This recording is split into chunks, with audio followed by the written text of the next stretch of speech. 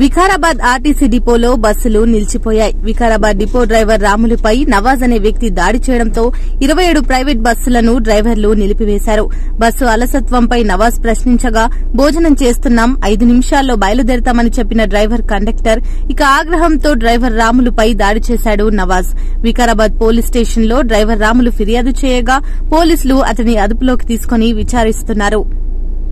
చేసిన వ్యక్తిపై కేసు నమోదు చేశామని, ఇలాంటి ఘటనలు పునరావృతం కాకుండా చర్యలు తీసుకుంటామని డిపో మేనేజర్ హామీ ఇవ్వడంతో బస్సులు కదిలాయి.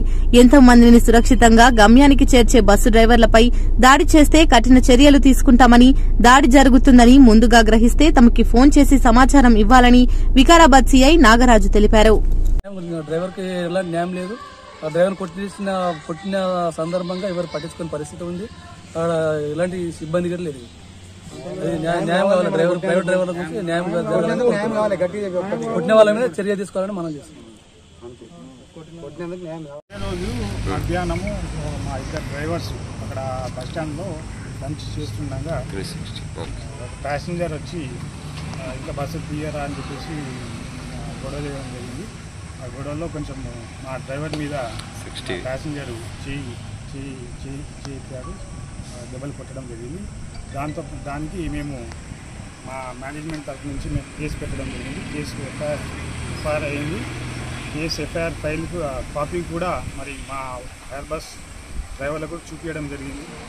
వాళ్ళు ఏంటంటే ఇప్పుడు ఇట్లా అయింది, రోజు కూడా ఇట్లే అవుతుంది కదా, మరి ఏం చేయాలి అన్నట్టుగా వాళ్ళు మాట్లాడారు. అదే మాట మరి మన పోలీస్ డిపార్ట్మెంట్ కూడా మేము కూడా రిక్వెస్ట్ చేయడం జరిగింది. ఇట్లాంటివి కూడా జరగకుండా చర్యలు తీసుకోవాలని చెప్పడం జరిగింది. వీళ్ళకు కూడా భరోసా ఇవ్వడం జరిగింది.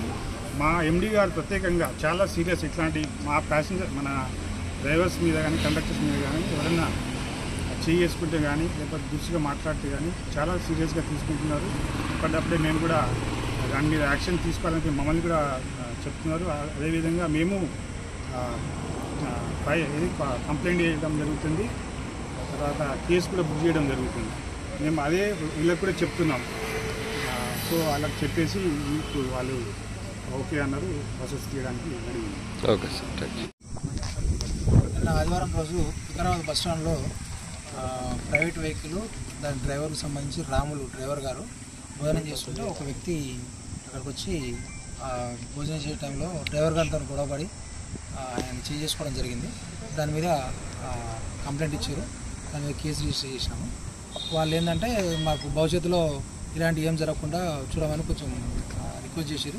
మా పోలీస్ డిపార్ట్మెంట్ తరఫున ఇలాంటి ఏం జరగద్దు. సొసైటీ కూడా మనం ఏంటంటే ఆర్టీసీ బస్ అనేది మన అందరి బస్, అది మన పబ్లిక్ ప్రాపర్టీ. అది దాని మీద ఎలాంటి ఎవరైనా వ్యక్తులు ఎవరైనా వాళ్ళ మీద దురుసో ప్రవర్తించినా, వాళ్ళ విధులకు ఆటంకం కలిగించినా వాళ్ళ మీద చేసుకున్న కఠినమైన చర్యలు తీసుకోబడుతుందని పోలీస్ డిపార్ట్మెంట్ తరఫు నుంచి తెలియజేస్తుంది.